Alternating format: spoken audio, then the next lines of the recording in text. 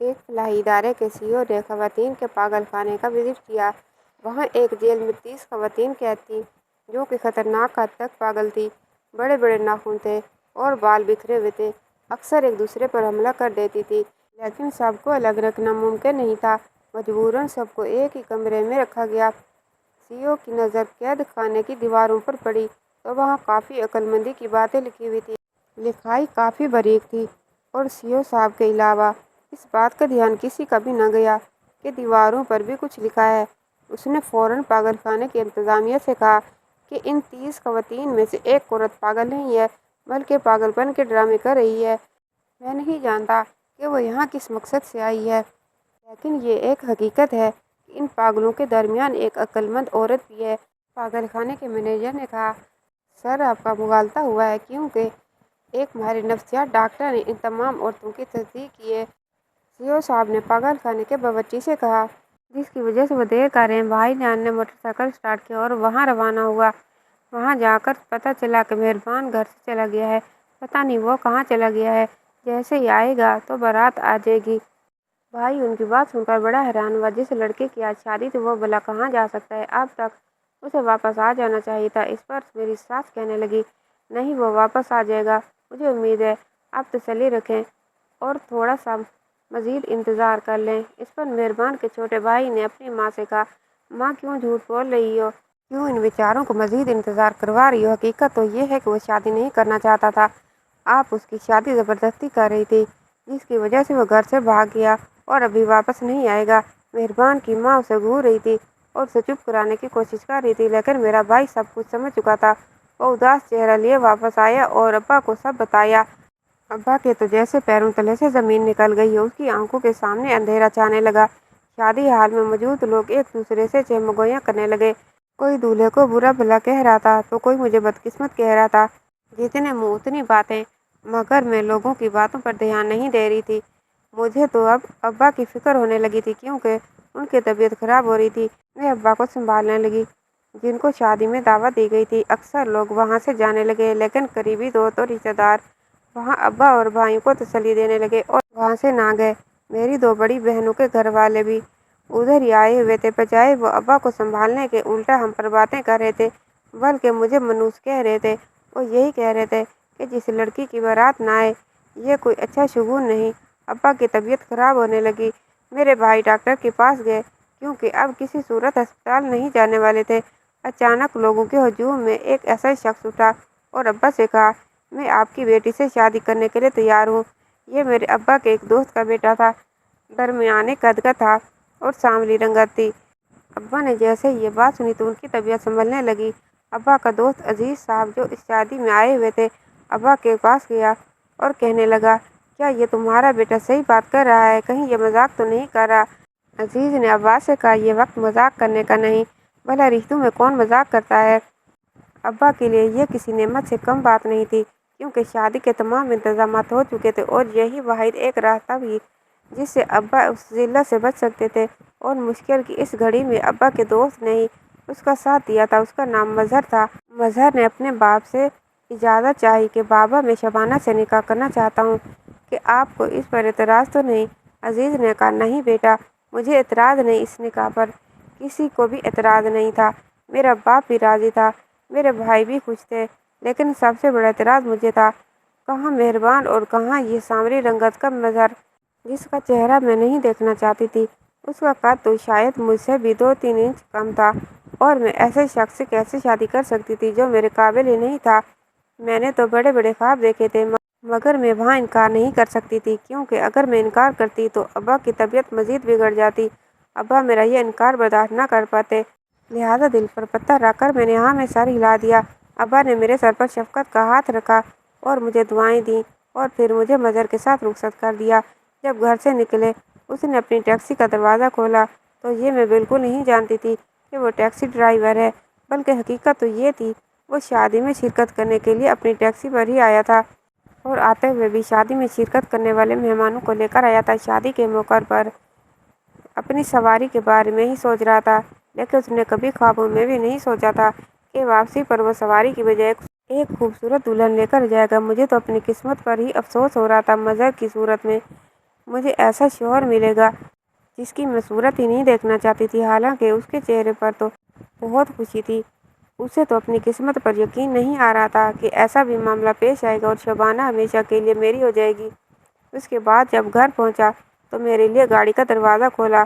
घर ऐसा था कि शुरू होते ही ख़त्म हो गया। बहुत छोटा सा शयन, 2 कमरे थे। यह खस्ताहाल घर था जिसमें वो मुझे घर लेकर आया था।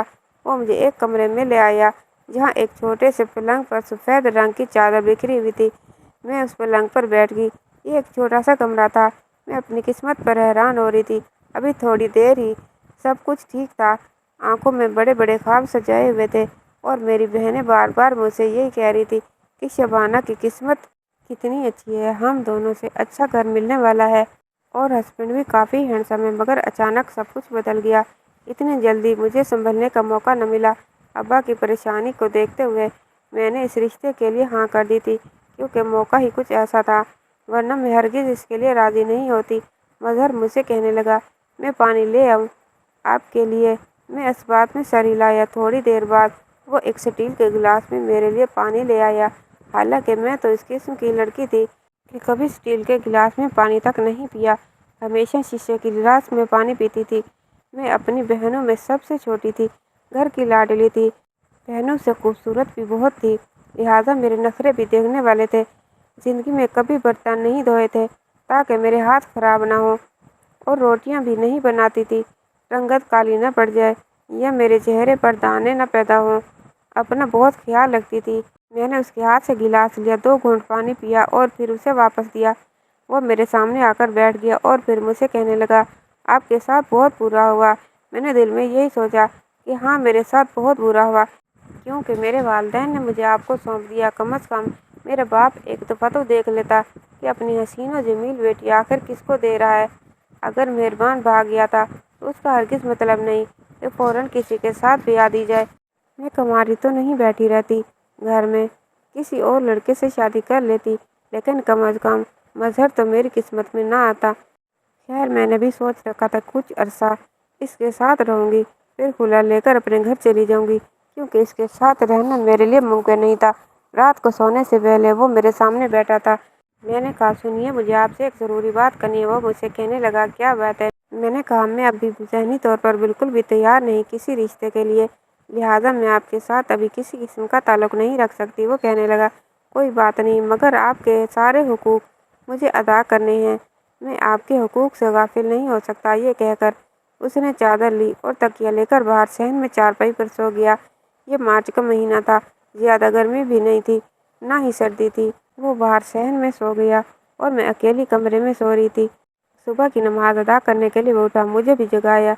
इससे पहले कभी भी मैंने सुबह की नमाज अदा नहीं की थी, लेकिन इसके कहने पर मैंने नमाज पढ़ी। नमाज में रो रो कर यही दुआ मांग रही थी कि या अल्लाह, ये मेरे साथ क्या हो गया? मुझे किस खता की इतनी बड़ी सज़ा मिली है कि मेरे हिस्से में ये शख्स आया जिसको मैं बिल्कुल पसंद नहीं करती। अपनी टैक्सी चलाने से पहले उसने मुझसे कहा, फ्रिज में सारा सामान पड़ा है, जो चाहे बना लेना। उसके बाद वो घर से रवाना हुआ। मुझे इस कपड़ों में बड़ी घिन आ रही थी। अलमारी में सारे मर्दाना कपड़े पड़े थे, जिनमें से एक मर्दाना सूट मैंने पहन लिया। शाम को वो वापस आया तो एक शापर में कुछ कपड़े थे। उसने कहा, मैं ये कुछ कपड़े रेडीमेड सूट लाया हूँ, उम्मीद है कि तुम्हें पसंद आएंगे। मर्दाना लिबास में भी तुम अच्छी लगती हो, लेकिन फिर भी ये कपड़े लाया हूँ। मैंने उसकी बात का कोई जवाब न दिया, कपड़े उसके हाथ से ले लिए। उसके बाद मैंने कपड़े बदले तो वो कमरे में आया। मैंने उससे यही कहा कि देखिए, आप नाराज़ मत हों, लेकिन मैं आपसे किसी किस्म का ताल्लुक़ नहीं रखना चाहती। वो कहने लगा, मैं समझता हूँ, लेकिन अब तो शादी को काफ़ी दिन गुजर चुके हैं। मैंने कहा, चाहे जो भी हो, लेकिन मैं आपसे ताल्लुक़ नहीं रख सकती। आप चाहें तो मुझे तलाक दे दें, मुझे अपनी ज़िंदगी से आज़ाद करें, मुझे इस बात पर कोई एतराज़ नहीं। वो कहने लगा, ये आप कैसी बातें कर रही हैं? मैं इतने हुजूम में आपको छोड़ने के लिए तो नहीं उठा था, आपको अपनाने के लिए ही मैंने सर उठाया था और इरादा ज़ाहिर किया था। वैसे कहने लगी, लेकिन मैं आपको पसंद नहीं करती, ना ही आपसे मोहब्बत करती हूँ। वो कहने लगा, मोहब्बत शादी के बाद भी हो सकती है। मैंने कहा, ऐसा मुमकिन नहीं, मैं कभी भी आपसे मोहब्बत नहीं कर पाऊँगी, आप मेरे जज्बात को समझिए। ये सुनकर वो चुपचाप कमरे से बाहर चला गया। अगले दिन मैं सहन में चाय पीने में मसरूफ़ थी कि मैंने देखा कि पड़ोस की छत पर एक लड़का टहल रहा था। اس نے جیسے مجھے دیکھا تو مسکرانے لگا۔ وہ ہاتھ سے مجھے اشارے کر رہا تھا لیکن میں اسے رسپانس نہیں دے رہی تھی۔ وہ بہت خوبصورت لڑکا تھا اور مظہر سے تو لاکھ کے درجے بہتر تھا۔ پہلے دن تو میں وہاں سے اٹھ کر چلی گئی لیکن دوسرے دن دھوپ میں چائے پی رہی تھی وہ دوبارہ چھت پر مجھے نظر آیا۔ اس کے ہاتھوں کے اشاروں سے مجھے اس بات کا علم ہو چکا تھا کہ وہ مجھ سے میرا نمبر مانگ رہا ہے۔ اس گھر میں تو میرا دل نہیں لگتا تھا لہٰذا میں نے اشارے سے ہی اسے اپنا نمبر دے دیا۔ پھر ہماری باتیں ہونے لگیں۔ اس کا نام کاشان تھا۔ پہلی بار جب ہم نے بات کی تو اس نے کال پر یہی کہا، آپ بہت خوبصورت ہیں۔ کیا قسمت پائی ٹیکسی والے نے اسے آپ جیسی بیوی ملی۔ میں نے اسے کہا، ٹھیک کہہ رہے ہیں لیکن میری قسمت ہی خراب تھی جو ایسا شوہر ملا۔ پھر وہ مجھ سے پوچھنے لگا، آپ کو اس سے شادی کیسے ہوئی؟ تو میں نے اسے ساری تفصیل بتا دی۔ اس بات کا کاشان کو بہت افسوس ہوا اور وہ کہنے لگا، کاش شادی کی تقریب میں بھی ہوتا تو یہ سب نہ ہونے دیتا۔ میں نے اس سے کہا، جو ہونا تھا وہ ہو گیا، اب میں کچھ نہیں کر سکتی۔ وہ بار بار یہی کہہ رہا تھا، کیوں نہیں کر سکتی؟ تم کوئی جانور تھوڑی ہو جس کو ایسے ہی کسی کے ساتھ باندھ دیا جائے۔ تم خود اپنی زندگی کا فیصلہ کر سکتی ہو۔ میں اسے فون پر باتیں ہی کر رہی تھی کہ اچانک مظہر گھر میں داخل ہوا۔ وہ مجھ سے کہنے لگا، یہاں مت بیٹھا کریں، سامنے چھت پر آوارہ اور چھچورے قسم کے لڑکے آتے ہیں، ایسے ہی آپ کو تنگ کریں گے۔ میں اس کی بات سن کر اندر کمرے میں چلی گئی۔ دل میں یہی سوچا کہ آوارہ ہیں جو بھی ہیں لیکن تم سے تو بہتر ہیں، میرا وقت گزر ہی جائے گا۔ جبکہ میرے شوہر کے ساتھ تو میرا ٹائم پاس ہی نہیں ہوتا تھا۔ اب میرا یہ روز کا معمول بن چکا تھا۔ وہ جیسے ہی گھر سے باہر جاتا میں کاشان سے فون پر باتیں کرنا شروع کر دیتی اور مجھے اس سے باتیں کرتے ہوئے اچھا محسوس ہوتا تھا۔ ایک دفعہ تو آدھی رات کو اس کا فون آیا۔ میں باہر صحن میں گئی۔ وہ مجھ سے کہنے لگا، جب سے آپ کو دیکھا ہے میں تو آپ کا دیوانہ ہو چکا ہوں۔ میں نے کہا، اچھا کیا تم میرے بارے میں جانتے ہو؟ کہنے لگا، ملاقات ہوگی تو جان پہچان بھی ہو جائے گی لیکن فی الحال تو اتنا جانتا ہوں کہ تم اس کالے ٹیکسی والے کی بیوی ہو۔ ویسے تمہارے ساتھ بہت زیادتی ہوئی ہے۔ میں نے کہا، ہاں ہو چکی ہے لیکن اب کیا کیا جا سکتا ہے؟ وہ بار بار مجھ سے اپنی محبت کے دعوے کر رہا تھا۔ میں نے کہا، اچھا مجھ سے محبت کرتے ہو تو جو میں کہوں گی وہ کرو گے؟ کہنے لگا، جو کہو، میں آپ کی خاطر جان بھی دینے کو تیار ہوں، تو مجھے ایک بار آزما کر تو دیکھو۔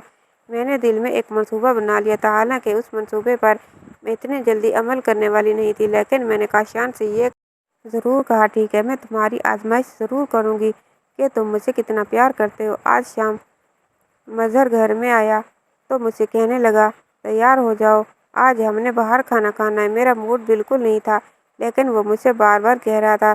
میں اس کے ساتھ ٹیکسی میں ایک ہوٹل پر چلی گئی، حالانکہ وہ افورڈ نہیں کر سکتا تھا لیکن پھر بھی ایک اچھے ریسٹورینٹ میں مجھے لے آیا۔ ایک کونے والی ٹیبل میں ہم دونوں بیٹھ گئے۔ کہنے لگا، کیا کھانا پسند کرو گی؟ میں نے طنز بھرے لہجے میں کہا، اپنی مرضی سے منگوا لیں کیونکہ میں جو منگواؤں گی اتنے پیسے آپ کی جیب میں موجود نہیں ہوں گے۔ وہ کہنے لگا، بے فکر ہو جاؤ، میں کافی دنوں سے بچت کر رہا ہوں، تم جو منگوانا چاہتی ہو پیسے میرے پاس موجود ہیں۔ پھر میں نے اپنی مرضی سے اس ریسٹورینٹ کا سب سے مہنگا ترین کھانا منگوایا۔ اس کے بعد آئس کریم بھی کھائی۔ آئس کریم کھاتے ہوئے کچھ میرے کپڑوں پر گر گئی تو میں صاف کرنے کے لیے واش روم میں چلی گئی۔ وہاں ایک لڑکا میری طرف دیکھ رہا تھا، عجیب و غریب اشارے کر رہا تھا۔ پھر وہ میرا ہاتھ پکڑنے لگا۔ میں اس لڑکے پر چلائی تو مظہر نے سن لیا۔ وہ آئے اور اس آوارہ لڑکے کو پوری طرح سے مارنا شروع کر دیا۔ اس لڑکے نے بھی مظہر کو مارا لیکن مظہر نے اس کی خوب پٹائی کی جس کی وجہ سے وہ مظہر کے ناک پر چوٹ آئی تھی اور اس کے ناک سے خون بہہ رہا تھا۔ لوگ وہاں جمع ہونے لگے، حتیٰ کہ ہوٹل کے مینیجر کو بھی آنا پڑا اور پھر سب نے اس لڑکے کو پکڑ کر پولیس کے حوالے کر دیا۔ میں نے پہلی بار مظہر کو اتنے غصے میں دیکھا تھا۔ گھر آ کر وہ مجھ سے یہی کہنے لگا کہ تم میری عزت تھی، اس کی جرأت کیسے ہوئی میری عزت کی طرف دیکھنے کی؟ میں جانتی تھی کہ وہ مجھ سے بہت محبت کرتا تھا مگر مسئلہ یہ تھا کہ میں اس سے محبت نہیں کرتی تھی۔ میں کردار نہیں دیکھتی تھی بلکہ شکل و صورت کی دیوانی تھی۔ حالانکہ کردار کے لحاظ سے مظہر کا کوئی ثانی نہیں تھا۔ 5 وقت کا نمازی تھا، قرآن مجید کی تلاوت کرتا تھا، کبھی کسی عورت کی طرف آنکھ اٹھا کر نہیں دیکھتا تھا، رزق حلال کمانے والا تھا اور کردار کا بہت اچھا تھا، لیکن مجھے اس کے سامنے رنگ چھوٹے کا صحیح مسئلہ تھا۔ میں ظاہری شکل، حسن اور نمود و نمائش کی ہی قائل تھی جو کہ میری سب سے بڑی غلطی تھی۔ کاشان کا فون آیا تو میں نے اسے یہی کہا کہ تو نے محبت کا دعویٰ کیا ہے तो अब मैं तुम्हें आजमाऊंगी। मैं उस शख्स से छुटकारा चाहती हूँ। तुम किसी तरह से इसे मेरे रास्ते से हटाओ तो फिर मैं तुम्हारी हो जाऊंगी। ये बात बहुत बड़ी बात थी जो मैंने उससे कही थी। उसने कहा, ठीक है, तुम्हारी खातिर ये भी करूँगा। आज रात उसे ठिकाने लगाने का मंसूबा बन चुका था। मेरा शोहर बेचारा गहरी नींद में था जब काशान दीवार फलांग हमारे घर में दाखिल हुआ। उसने डंडे से मेरे शोहर के सर पर वार किया और नींद की हालत में उसका काम तमाम किया। फिर काशान को साथ लेकर मैं घर से भागने लगी तो उसने कहा, अलमारी में देखो, शायद कोई कीमती चीज़, पैसे या जेवर पड़े हों, ये काम आएंगे। वो हमेशा अपनी अलमारी पर ताला लगा के रखता था। ताला खोलकर चेक किया तो अलमारी में कुछ पैसे और एक डायरी पड़ी थी। जाते वक्त मैंने उसकी डायरी भी साथ ले गई। डायरी में उसने मोहब्बत का इजहार किया था। उसमें यही लिखा था कि मैं अपनी बीवी से बेहद मोहब्बत करता हूँ। मैं जानता हूँ कि वो मुझसे नफरत करती है, लेकिन एक न एक दिन वो मुझसे मोहब्बत ज़रूर करेगी। मैं उस दिन का इंतज़ार करूँगा। बस एक झलक, एक मुस्कुराहट उसके चेहरे पर अपने लिए देखना चाहता हूँ। एक बार वो मुझे दिल से कबूल कर ले और उसने जो नफरत अपने दिल में पाल रखी है वो ख़त्म हो जाए। डायरी पढ़कर मैं बेजान सी हो चुकी थी। मुझे लगता था मुझसे बहुत बड़ी गलती हुई है। एक बेगुनाह इंसान का कत्ल किया। एक ऐसा इंसान जो मुझसे मोहब्बत करता था और जिसके साथ जा रही थी उसके बारे में मैं तो ना जानती थी। उसकी ज़ाहिरी शक्ल और सूरत में मुझे उसका दीवाना बनाया था। वो मुझे एक क्वार्टर में ले गया। वहाँ उसने एक कमरा पहले ही बुक कराया हुआ था। हमारे आते ही 3 नौजवान औरतें जो उस कमरे में दाखिल हुए। मैंने काशान से पूछा, ये कौन है? तो कहने लगा, दोस्त हैं। अपने परेशान होने की ज़रूरत नहीं। मैं काशान और उसके दोस्तों का इरादा समझ चुकी थी। ये एक चाल थी जिसमें मैं फंस चुकी थी, मगर अब बहुत देर हो चुकी थी। मैंने वहाँ से भागना शुरू किया तो काशान और उसके दोस्तों ने मेरा पीछा किया। ये आधी रात का वक्त था। मैं सड़क के किनारे भाग रही थी जबकि वो मेरे पीछे थे। फिर एक गाड़ी के सामने हाथ खड़ा किया। उसने गाड़ी रोकी तो काशान और उसके दोस्त भाग खड़े हुए। वहाँ से रेलवे स्टेशन तक आई और फिर कराची जाने वाली ट्रेन पर बैठ गई। उधर कराची में मारी मारी फिर रही थी, अपने होश हवास में नहीं थी। बहुत बड़ा गुनाह कर चुकी थी। मैंने अपने आप को सज़ा देना चाही और यही सज़ा थी। मैं इन पागल औरतों का शिकार बनूं, क्योंकि मुझसे बड़ी पागल और कौन होगी जिसने अपने इतने अच्छे शौहर को खो दिया, उसको मार दिया।